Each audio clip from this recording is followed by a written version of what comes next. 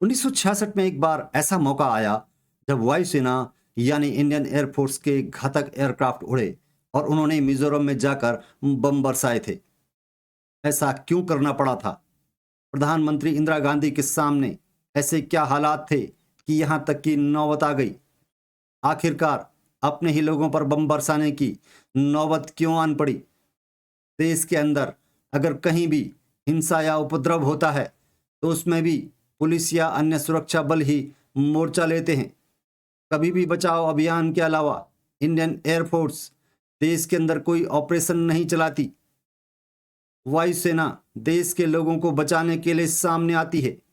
देश के लोगों को मारने के लिए सेना का उपयोग अपने देश में कभी सुना नहीं।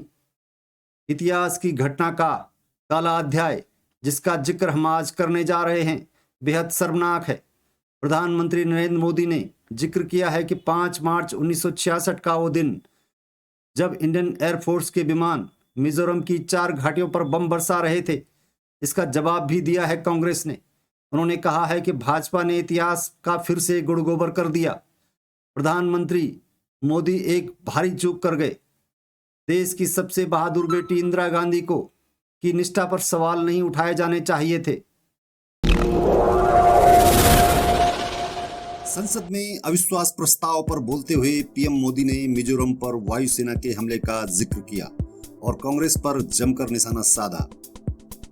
मणिपुर हिंसा को लेकर विपक्ष के लाए अविश्वास प्रस्ताव पर गुरुवार को जवाब देते हुए पीएम मोदी ने कांग्रेस को आड़े हाथों लिया। इस दौरान उन्होंने मिजोरम से जुड़ी एक घटना का जिक्र किया और कहा कि कांग्रेस ने 5 मार्च 1966 को मिजोरम की असहाय जनता पर वायुसेना से हमला करवाया था।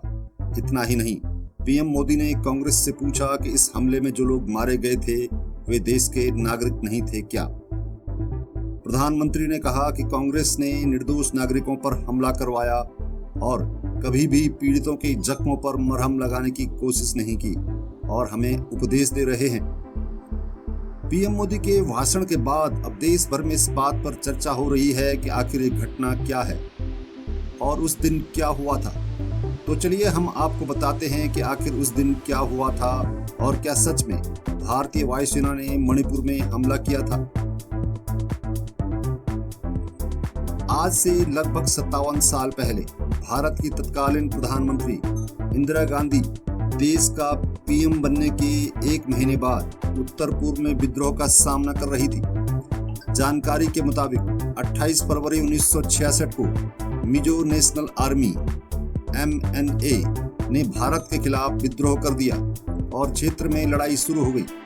इस बीच मिजो नेशनल फ्रंट ने भारत से स्वतंत्रता की घोषणा कर दी। 2 मार्च 1966 MNA ने आइजोल के खजाने और शस्त्रागार पर भी कब्जा कर लिया और अब असम राइफल्स के मुख्यालय पर पहुंच गया था। इस दौरान उन्होंने आइजोल के दक्षिण में कई छोटे शहरों पर भी कब्जा कर लिया। इतना ही नहीं, जब सेना ने हेलीकॉप्टर की मदद से सैनिकों और हथियारों को ले जाने की कोशिश की तो MNA स्नाइपर्स ने उन्हें खदेड़ दिया। 5 मार्च 1966 को वायुसेना के विमानों ने आइजोल को घेर लिया और भारी मशीन गन से हमला किया। अगले दिन ये हमला और तेज हो गया। इस घटना में कई निर्दोष लोगों की मौत हो गई और शहर के 4 सबसे बड़े क्षेत्र पूरी तरह से नष्ट हो गए। इन शहरों में रिपब्लिक वेंग, हमीचे वेंग, डावरपुई वेंग और छिंगा वेंग शामिल थे। वायुसेना की ओर से इस हमले को देखते हुए स्थानीय लोग दहशत में अपने घर छोड़कर पहाड़ियों में भाग गए। कुछ रिपोर्ट्स में कहा गया है कि उस समय आइजोल शहर में आग लग गई थी। इस कारण केवल 13 नागरिक मारे गए। मीडिया रिपोर्ट्स के मुताबिक वायुसेना ने हमले में जिन लड़ाकू विमानों का इस्तेमाल किया था उनमें फ्रांस में निर्मित डसॉल्ट, आरागन और ब्रिटिश हंटर्स शामिल थे। शिलांग से तत्कालीन लोकसभा सांसद जॉर्ज गिलबर्ट स्वेल ने कहा कि राजेश पायलट और सुलेश कलमाड़ी ने आइजोल के ऊपर लड़ाकू विमान उड़ाए और शहर पर बमबारी की। बाद में पायलट और कलमाड़ी कांग्रेस पार्टी के सदस्य बने और फिर कांग्रेस सरकार में सांसद और मंत्री रहे। ये पहला और एकमात्र मौका था जब भारत में अपने ही नागरिकों पर हमला करने के लिए वायुसेना का इस्तेमाल किया। हमले से भले ही आइजोल पर MNF का कब्जा खत्म हो गया, लेकिन विद्रोह समाप्त नहीं हुआ। ये विद्रोह अगले 20 सालों तक चला। तत्कालीन प्रधानमंत्री इंदिरा गांधी ने शांति बहाल के लिए एमएनएफ का प्रतिनिधित्व करने वाले मिजो अलगाववादियों और मुख्यमंत्री लाल डेंगा से बात की।